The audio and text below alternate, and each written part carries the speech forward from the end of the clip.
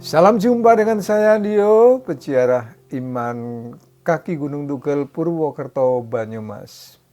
Menjumpai Anda segenap sahabat yang berkehendak baik untuk berbagi keindahan kitab Amsal.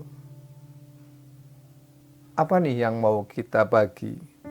Ini nih, jujur saudara-saudara, saya itu paling takut kalau dipuji orang. Meskipun memang seneng sih, bangga sih, dadanya mekar, kepalanya gede.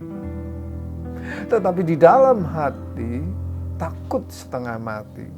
Kenapa? Karena sejatinya orang yang memuji pasti tidak tahu siapa saya.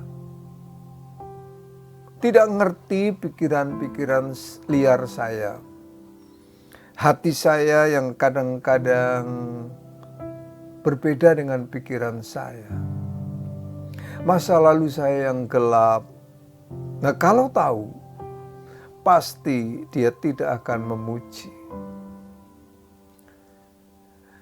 Hanya orang-orang terdekat kita di rumah, suami, istri, anak-anak kita, pembantu kalau ada, asisten di gereja, teman-teman kecil semasa pendidikan dasar sampai SMP perguruan tinggi. Di mata mereka, kita pasti pribadi biasa, seperti kebanyakan orang. Bahkan celah kita pasti juga nampak jelas. Itulah sebabnya Tuhan Yesus pernah berujar, sesungguhnya tidak ada nabi dihargai di tempat asalnya. Lukas 4 ayat 24. Kenapa? Bukan oleh karena kita tidak berharga, tapi karena mereka tahu modal kita. Iya kan? Karena banyak teman sepermainan sewaktu kecil dengan segala kenakalan-kenakalan kecilnya. Keluarga kecil di dalam rumah kita juga tahu bagaimana kalau kita lagi jengkel, kata-kata apa yang sering keluar dan sikap-sikap bagaimana yang sering kali nampak. Iya kan? Iya iyalah. Lalu bagaimana sikap yang ideal?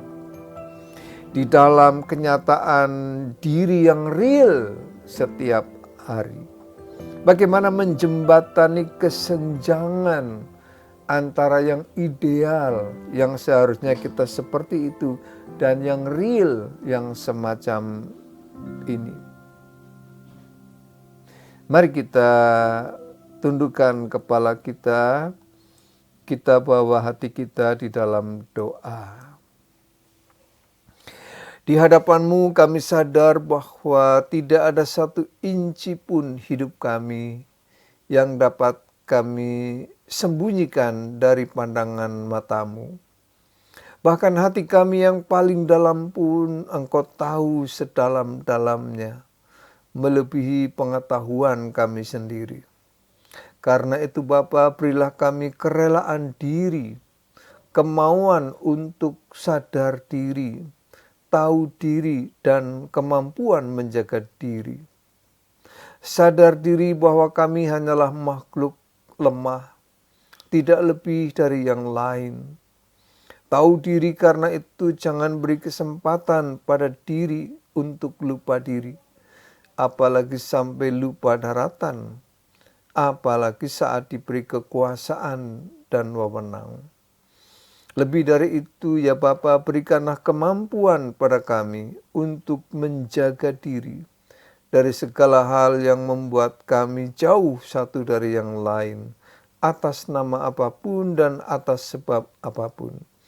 Terima kasih ya Tuhan, terpujilah nama-Mu, demi Kristus. Amin. Saudara-saudara, kita membuka kitab Amsal kita. Hari ini kita sudah sampai pada Amsal 27. Dan kita akan merenungkan ayat yang pertama dan kedua. Yang demikian, janganlah memuji diri karena hari esok. karena engkau tidak tahu apa yang akan terjadi hari itu. Biarlah orang lain memuji engkau dan bukan mulutmu, orang yang tidak kau kenal dan bukan bibirmu sendiri.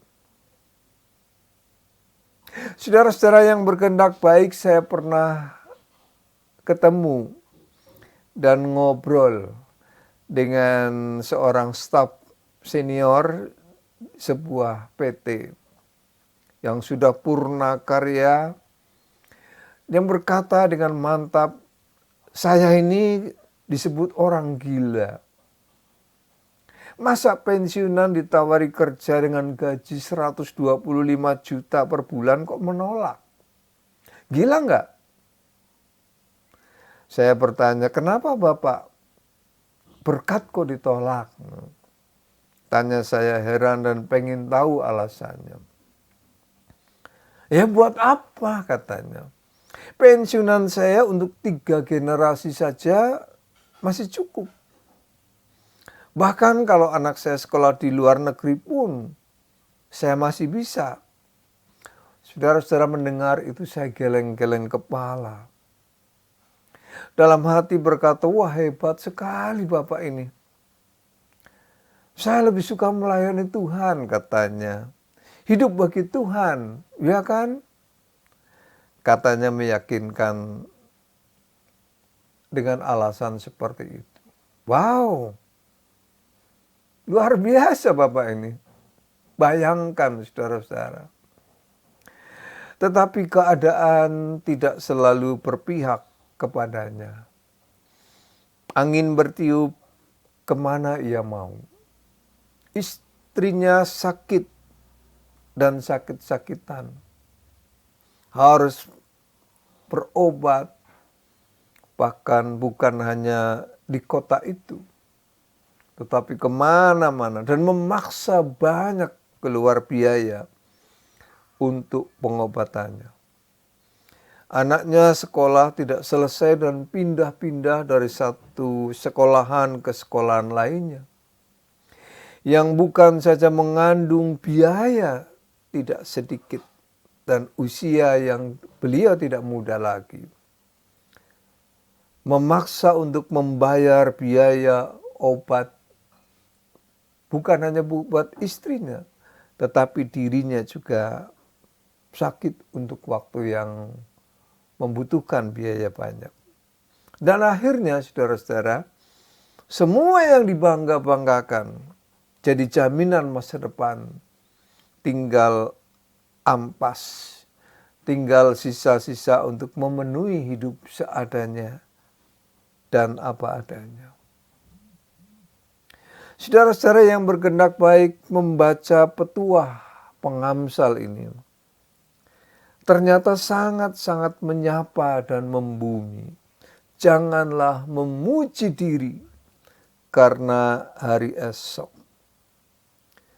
Bentuk kalimatnya jelas, janganlah, sebuah larangan. Bukan sekedar himbauan. Ya kalau bisa sih jangan memuji-muji diri deh. Atau harapan, saya harap Anda jangan kayak gitulah. Mudah-mudahan sih jangan kayak gue lah. Bahasa pengenyongannya. Tetapi ini larangan, tidak boleh dan tegas. Bukan sekedar tidak boleh, tetapi dilarang, tidak diperbolehkan. Artinya kalau melanggar itu dosa. Nah, apa yang biasanya menggoda kita, saudara-saudara, untuk memuji-muji diri? Oh, tentu banyak. Kita tergoda dalam banyak hal. Kita bisa memuji penampilan kita yang oke. Atau bisa juga IQ kita yang di atas rata-rata, atau popularitas kita yang beken dan keren di tengah-tengah masyarakat. Bahkan top markotop yang jadi idola dan ikon bisa juga memuji diri oleh karena pengaruh, akses, kekuasaan, wewenang, yang ikut menentukan karier seseorang atau pelayanan seseorang. Apalagi ia dekat dengan kekuasaan, bahkan tinggal di lingkaran kekuasaan. Maka dia bisa memuji diri sendiri. Wow, pasti masa depannya aman, terjamin. Pokoknya hari esok pasti cerah. Tetapi pengamsal mengatakan hati-hati. Di dalam Kembara kita menggali kekayaan mutiara iman. Pengamsal mengingatkan, bahkan menegaskan larangan. Janganlah memuji diri karena hari esok. Kenapa ya? Nah, sekarang kita lihat alasannya. Kenapa? Apa dasar dan alasan pengamsal melarang-larang kita memuji diri, merasa nyaman, terjamin hidupnya di hari esok? Karena, kata pengamsal, engkau tidak tahu apa yang akan terjadi hari itu. Ini alasannya, logis, tetapi juga teologis. Logisnya, secara logika kita pasti sepakat bahwa memang kita tidak tahu apa yang akan terjadi hari esok. Bahkan nanti siang pun atau nanti malam pun sejarah bisa mengubah seluruh bangunan mimpi kita. Tentu kita bangga, saudara-saudara, kalau mendengar orang yang begitu optimis akan masa depan. Tetapi jangan lupa bahwa orang yang optimis akan masa depan ini bukanlah pemilik sejarah. Dia bukan penentu peristiwa. Boleh sih punya optimisme, boleh sih punya mimpi masa depan, tetapi ingat bahwa manusia hanya sekrup kecil di dalam sistem semesta yang super rumit ini. Dan ini fakta naturalnya, fakta alamnya. Jadi sisi teologisnya, kalau kita lihat di dalam surat Yakobus pasal 4 ayat 14 dan 15, di sana dikatakan begini. Sedang kamu tidak tahu apa yang akan terjadi besok. Apakah arti hidupmu? Hidupmu itu seperti uap yang sebentar kelihatan saja lalu lenyap. Sebenarnya kamu harus berkata, jika Tuhan menghendaki, kami akan hidup dan berbuat ini dan itu. Jadi alasan teologisnya adalah karena hidup kita ini berada di tangan Tuhan. Hidupmu itu seperti uap. Seperti uap bisa saja dari durasi waktunya itu sangat pendek. Sebentar kelihatan, disapu angin lalu lenyap. Tetapi juga ringkih. Tiada artinya. Bahkan kekuatan, kekayaan kita pun tidak ada artinya. Seperti yang cerita di awal renungan ini. Akhirnya, yang paling ideal adalah kita harus sadar diri, tahu diri, dan berdamai dengan keadaan. Kita tidak sendirian, ada Tuhan yang ikut campur, ikut menentukan hidup kita. Mestinya, bila Tuhan menghendaki, kata Yakobus, kami akan berbuat ini dan berbuat itu, akan melakukan ini dan itu. Jadi ada alasan yang sifatnya natural, ada yang supranatural, bahkan yang ilahi. Tetapi mungkin ada yang bertanya, lah bagaimana kalau orang lain yang memuji? Masa nggak boleh?